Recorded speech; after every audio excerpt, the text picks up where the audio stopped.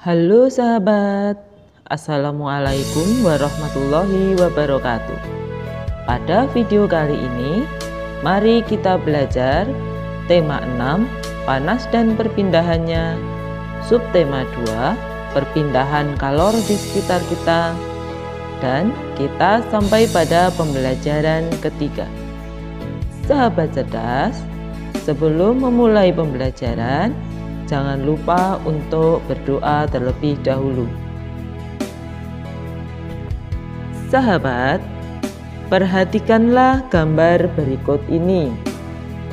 Gambar tersebut menunjukkan kegiatan nelayan setelah pulang dari melaut. Mereka biasanya pergi secara berkelompok pada malam hari dan pulang keesokan paginya. Mengapa demikian? Tentu kalian masih ingat, nelayan memanfaatkan prinsip perpindahan secara konveksi, yaitu angin darat dan angin laut, untuk berangkat dan pulang melaut. Nelayan memanfaatkan angin darat yang bertiup dari darat ke laut untuk berangkat menangkap ikan ke laut. Kemudian, nelayan memanfaatkan angin laut yang bertiup dari laut ke darat untuk kembali ke daratan. Sahabat, manusia berinteraksi dengan lingkungan untuk memenuhi kebutuhan hidupnya. Setiap kali manusia melakukan kegiatan untuk memenuhi kebutuhan hidupnya, selalu memberikan pengaruh kepada lingkungannya, baik lingkungan alam, lingkungan ekonomi, sosial, maupun lingkungan budaya. Berikut ini salah satu kisah tentang sisi kehidupan nelayan untuk memenuhi kebutuhan hidupnya. Kehidupan nelayan pemburu paus. Desa Lamalera, Kecamatan Wulandoni, Kabupaten Lembata, Nusa Tenggara Timur, merupakan salah satu desa nelayan tradisional yang menjadikan laut sebagai ladang kehidupan mereka. Laut adalah ibu yang memberikan kehidupan sejak zaman nenek moyang mereka. Dari hasil laut, masyarakat di desa ini telah berhasil mengirimkan anak-anak mereka untuk bersekolah dan pada akhirnya bekerja. Berikut ini peta Pulau Lembata, Provinsi Nusa Tenggara Timur. Masyarakat nelayan di Desa Lamalera memiliki tradisi berburu paus yang telah diturunkan bertahun-tahun oleh nenek moyang mereka. Tidak sembarang paus yang mereka buru, hanya paus yang sudah tua saja yang mereka buru. Jika mereka menemukan paus muda, masyarakat nelayan di desa ini akan mengembalikannya ke laut lepas. Mereka pun bersepakat secara adat bahwa dalam setahun tidak boleh lebih dari 15 paus yang mereka buru. Dengan demikian, mereka tetap menjaga agar paus tidak punah. Untuk berburu paus, para nelayan melakukan pemantauan dari bibir pantai dan dari atas bukit. Ada beberapa orang yang senantiasa berada di bukit itu untuk memantau sambil melakukan kegiatan lainnya seperti memperbaiki jala, menganyam atap perahu dari daun lontar, memasak atau membaca buku. Jika mereka melihat paus, mereka akan berteriak "Baleo", yang berarti paus. Teriakan itu membuat para nelayan yang berada di bibir pantai segera bersiap melaut. Mereka akan mengirimkan sebuah perahu untuk mengamati jenis dan umur paus. Jika mereka melihat paus itu layak ditangkap, mereka akan memanggil perahu-perahu lain untuk mendekat. Daging dan minyak paus yang berhasil ditangkap kemudian akan dibagi ke seluruh warga desa. Pembagian diutamakan bagi janda dan yatim piatu, baru kemudian kepada penangkap paus, pemilik perahu, lalu kepada masyarakat lainnya. Daging dan ikan paus ini dapat ditukar dengan jagung, umbi-umbian, buah-buahan, dan sayuran dari masyarakat pegunungan. Kegiatan barter ini dilakukan di Pasar Wulandeni sekitar 3 km dari La Malera. Sahabat cerdas, bacaan tersebut merupakan salah satu teks penjelasan yang dimuat pada sebuah surat kabar. Surat kabar merupakan salah satu jenis media cetak yang paling banyak digunakan masyarakat. Surat kabar atau koran merupakan salah satu media cetak yang dapat memberikan berbagai macam informasi. Untuk dapat memahami sebuah teks penjelasan, kamu perlu mengetahui pokok pikiran pada setiap paragrafnya. Berikut ini pokok pikiran pada setiap paragraf tersebut. Paragraf pertama, Desa La Malera merupakan salah satu desa nelayan tradisional yang menjadikan laut sebagai ladang kehidupan. Paragraf kedua, masyarakat nelayan di Desa La Malera tetap menjaga agar paus tidak punah. Paragraf ketiga, nelayan melakukan pemantauan dari bibir pantai dan dari atas bukit. Paragraf keempat, daging dan minyak paus yang berhasil ditangkap dibagikan ke seluruh warga desa. Sahabat cerdas, luasnya lautan dan samudra yang mengelilingi wilayah Indonesia mempengaruhi kehidupan sosial, budaya, dan ekonomi masyarakat nelayan setempat. Keterkaitan antara masyarakat nelayan dengan lingkungannya terwujud salah satunya melalui kegiatan upacara tradisi nelayan. Setiap masyarakat nelayan di Indonesia memiliki kegiatan yang berbeda sebagai bagian dari upacara tradisi.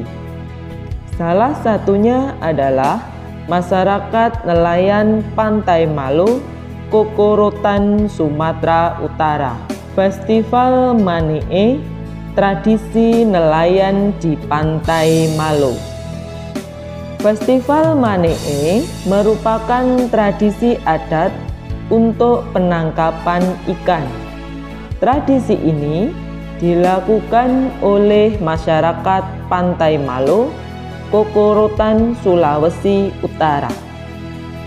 Ritual ini biasanya disebut dengan ritual menangkap ikan dengan doa-doa dalam bahasa adat kuno.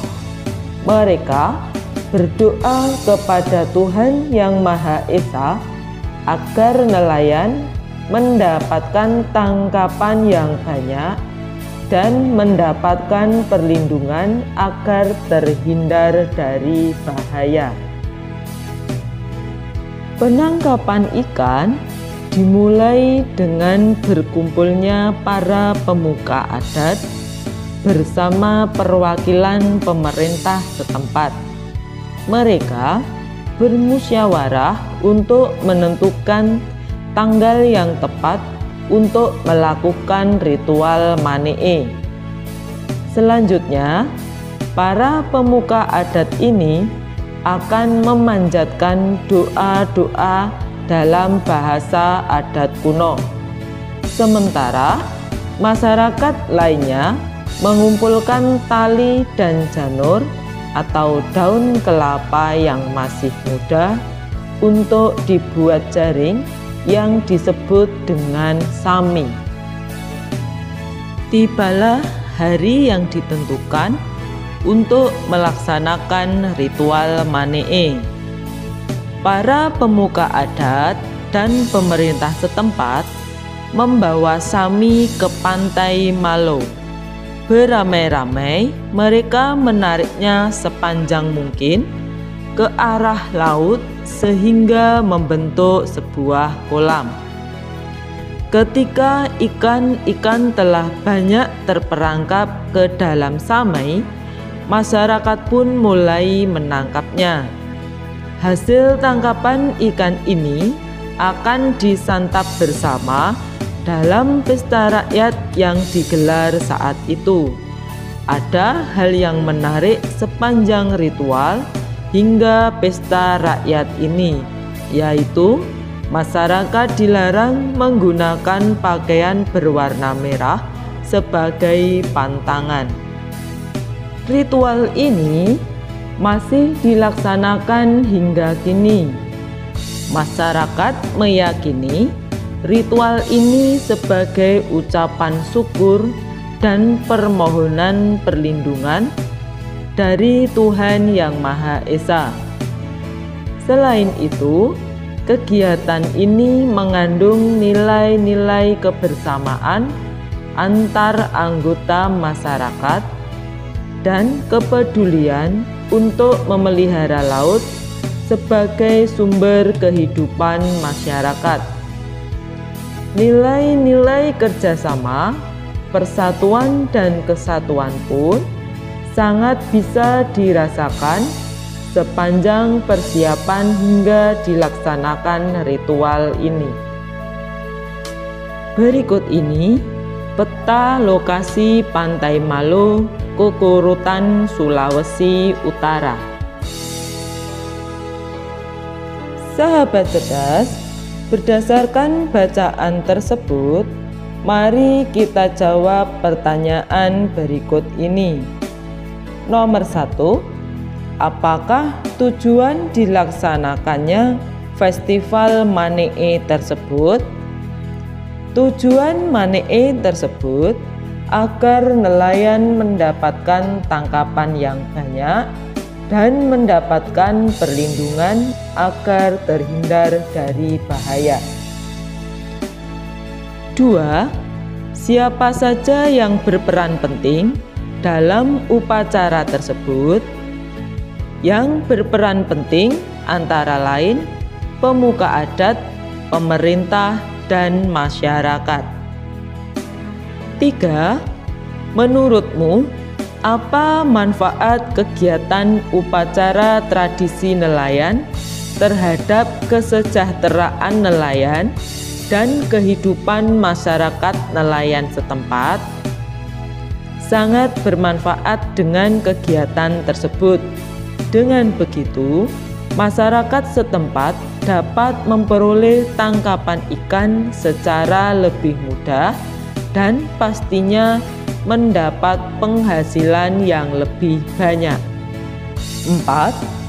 Adakah hal menarik yang kamu dapatkan dari kegiatan upacara nelayan tersebut?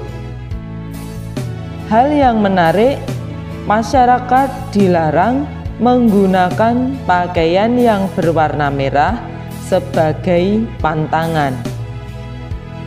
Sahabat cerdas, nelayan bekerja keras menangkap ikan merupakan usaha untuk meningkatkan kesejahteraan keluarganya.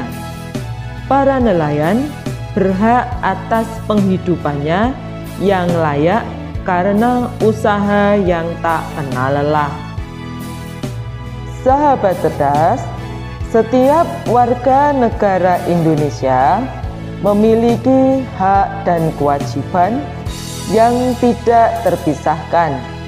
Ada hak, di sana juga ada kewajiban. Sebagai warga negara Republik Indonesia, hak dan kewajiban warga negaranya diatur dalam Undang-Undang Dasar tahun 1945. Berikut ini hak warga Indonesia sesuai dengan Undang-Undang Dasar tahun 1945. 1. Setiap warga negara memiliki kedudukan yang sama di mata hukum dan di dalam pemerintahan. Pasal 27 ayat 1. 2. Setiap warga negara berhak atas pekerjaan dan penghidupan yang layak. Pasal 27 ayat 2. 3. Setiap warga negara berhak dalam usaha pembelaan negara. Pasal 30 ayat 1. 4. Setiap warga negara berhak untuk berserikat dan berkumpul dan mengeluarkan pendapatnya. Pasal 28. 5. Setiap warga negara bebas untuk memilih, memeluk, dan menjalankan agama dan kepercayaan masing-masing yang dipercayai. Pasal 29 ayat 2. 6. Setiap warga negara berhak memperoleh pendidikan dan pengajaran. Pasal 31 ayat 1. 7. Setiap warga negara berhak mempertahankan wilayah negara Kesatuan Republik Indonesia atau NKRI dari serangan musuh. Pasal 30 ayat 1. Berikut ini kewajiban warga negara Republik Indonesia sesuai Undang-Undang Dasar tahun 1945. 1. Setiap warga negara wajib membayar pajak dan retribusi yang telah ditetapkan oleh pemerintah pusat dan pemerintah daerah atau Pemda. Pasal 23A. 2. Setiap warga negara wajib mentaati serta menjunjung tinggi dasar negara, hukum dan pemerintahan tanpa terkecuali serta dijalankan dengan sebaik-baiknya. Pasal 27 ayat 1. 3. Setiap warga negara memiliki kewajiban untuk berperan serta dalam membela, mempertahankan kedaulatan negara Indonesia dari serangan musuh. Pasal 30 ayat 1. 4. Setiap warga negara wajib untuk menghormati hak asasi orang lain dan menjunjung tinggi moral, nilai agama, keamanan, dan ketertiban umum. 5. Setiap warga negara wajib turut serta dalam pembangunan untuk membangun bangsa agar bangsa kita bisa berkembang dan maju ke arah yang lebih baik. 6. Setiap warga negara wajib untuk mengikuti pendidikan dasar yang sepenuhnya dibiayai oleh negara. Demikian sahabat, pembelajaran kali ini, tema 6, subtema 2, pembelajaran 3. Tetap semangat, selamat belajar.